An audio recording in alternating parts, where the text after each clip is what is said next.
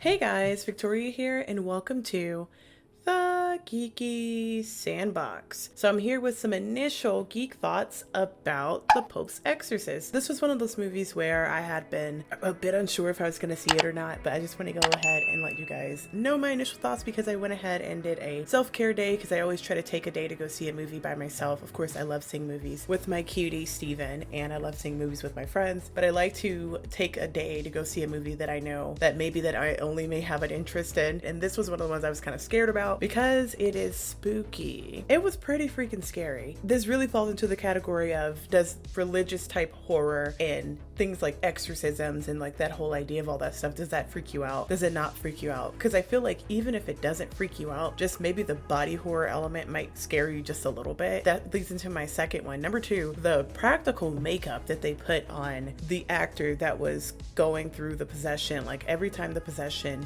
deepened and got worse, I was like not even wanted to look at this kid's face. Like that's how intense the makeup was, and I thought that they did a really good job on that. I think Russell Crowe did a good job. I was kind of a little skeptical because, you know, we've seen Russell Crowe do a thing or two. In the trap and choose to let me go free. It was his hour at last to put a seal on my face. All his crimes be reprieved.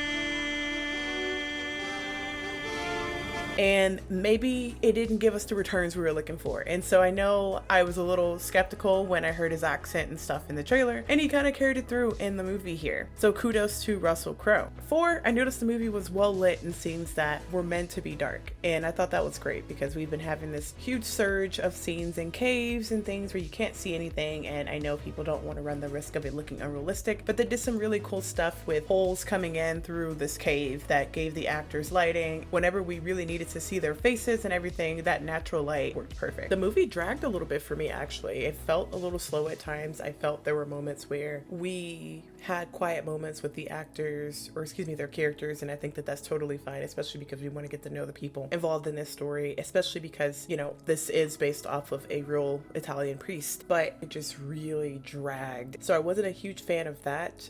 Usually when I become aware of how long I'm watching something, it's when I'm kind of like, oh man, this kind of feels a little long. If you like that historic kind of element mixed with a little like horror with demons and things like that, definitely check it out. Like I said, there are a lot of things that don't scare me with horror movies, but it's something about like exorcisms and the way that they execute them now. Even back then, some of those movies are like terrifying, but it's just something about this that like freaks me out.